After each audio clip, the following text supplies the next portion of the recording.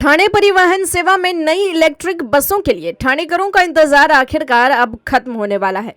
पहली दो बसें 26 जनवरी को ठाणेकरों के लिए सेवा में प्रवेश होगी और उसके बाद फरवरी के अंत तक कुल 123 बसें ठाणेकरों की सेवा में सड़कों पर दौड़ेंगी।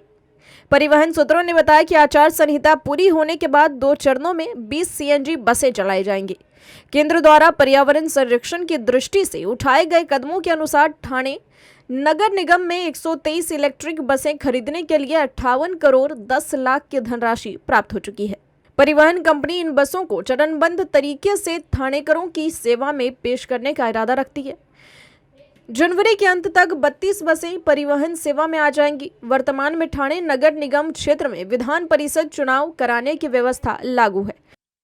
केंद्र शासनाचा नॅशनल क्लीन एअर प्रोग्राम जो आहे त्या अंतर्गत प्रत्येक शहरामध्ये ज्या नॉन अटेनमेंट सिटी म्हणजे ज्या ठिकाणी एअर क्वालिटी इंडेक्स हा फार हेल्दी नाही आहे अशा शहरांमध्ये एअर पोल्युशन कमी करण्याच्या विविध ऍक्टिव्हिटीजसाठी पैसा दिला जातो, ज्यामध्ये 80% फंड जो आहे तो इलेक्ट्रिक बसेसवरती खर्च करणं अपेक्षित आहे। त्या अंतर्गत ठाणे शहरासाठी 303 बसेस मंजूर आहेत आणि येत्या साधारणतः 2020-21 पासून हा पैसा येतोय। पुढचे 3 वर्ष अजून तो पैसा येत राहणार आहे।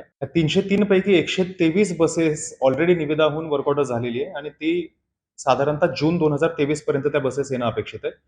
ठाणे नगर निगम में काम पर देर से आने वाले 40 कर्मचारियों और अधिकारियों को नगर निगम प्रशासन ने कारण बताओ नोटिस जारी किया है।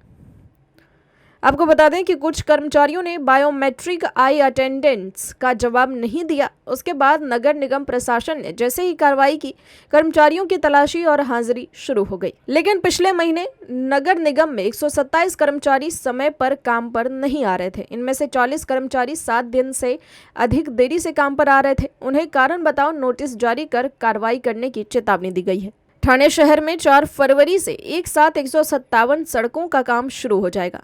ऐसे में ठाणेकरों को जाम का सामना करना पड़ेगा। इसके साथ ही यह भी खबर सामने आई है कि ठाणे शहर में 4 फरवरी से एक साथ 157 सड़कों पर काम शुरू हो जाएगा। ऐसे में ठाणेकरों को जाम का सामना करना पड़ेगा। यदि इन कार्यों को एक ही समय में शुरू किया जाता है तो यातायात पुलिस को कड़ी मेहनत करनी पड़ेगी। मुख्यमंत्री बलदे ठाणे अभियान के तहत नगर पालिका ने सड़क निर्माण कार्य युद्ध स्तर पर शुरू कर दिया है। इस हिसाब से प्रथम चरण में नगर निगम ने 214 करोड़ के 127 सड़क कार्य कराए हैं। दूसरे चरण में 391 करोड़ से नगर निगम ने फिर से 157 सड़कों का काम अपने हाथ में लिया है। यानी कि ठाणेकरों के विकास में पुरजोर तरीके से कर्मचारी और अधिकारी लगे हुए हैं। Bureau report, metro Mumbai.